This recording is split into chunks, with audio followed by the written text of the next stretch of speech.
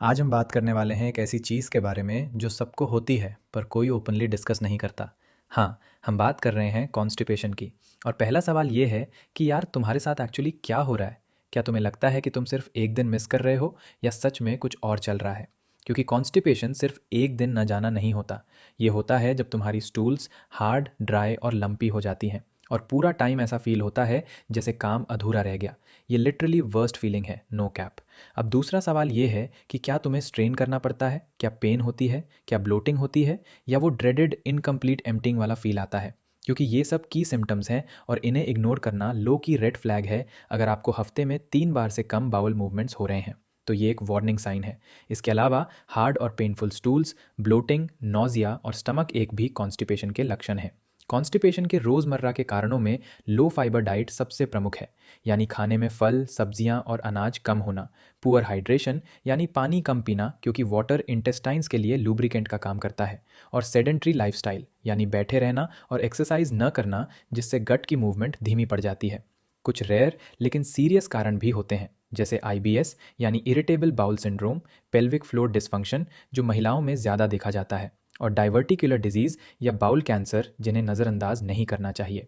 अगर आपको स्टूल में ब्लड या रेक्टल ब्लीडिंग हो, अनएक्सप्लेन्ड वेट लॉस हो, फीवर के साथ वॉमिटिंग हो या लगातार एब्डोमिनल पेन हो और गैस भी ना निकले तो तुरंत डॉक्टर से मिलें। ट्रीटमेंट और होम रेमेडीज़ की बात करें तो प्रूनस, फिग्स और गर्म लेमन वाटर नेचर के नेचुरल लैक्सेटिव्स हैं जो बिना प्रिस्क्रिप्शन के काम करते हैं। रोज़ 30 मिनट वॉकिंग या स्विमिंग जैसी एक्सरसाइज गट को हेल्दी रखती है। और डेली 22 से 34 ग्राम फाइबर लेना ज़रूरी है, जो फ्रूट्स, वेजिटेबल्स, होल ग्रेन्स और लेग्यूम्स से मिलती है। ओवर द काउंटर ऑप्शंस में स्टूल सॉफ्टनर्स, स्टिमुलेटिंग लैक्सेटिव्स जो शॉर्ट टर्म यूज़ के लिए हैं, और लुब्रिकेंट्स शामिल हैं। लेकिन कोई भी मेडिकेशन लेने से पहले क्वालिफाइड हेल्थ केयर प्रोफेशनल से ज़रूर कंसल्ट करें, क्योंकि सेल्फ मेडिकेशन से स्थिति और बिगड़ सकती है। प्रिवेंशन के लिए रोज़ 8 से 10 ग्लास पानी पिएं, फाइबर रिच फूड्स खाएं, नियमित एक्सरसाइज करें और जब भी अर्ज हो उसे इग्नोर ना करें।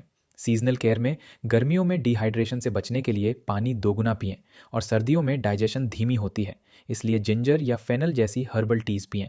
अगर आपको डायबिटीज़ है तो ब्लड शुगर कंट्रोल रखें और फाइबर रिच फूड्स खाएं।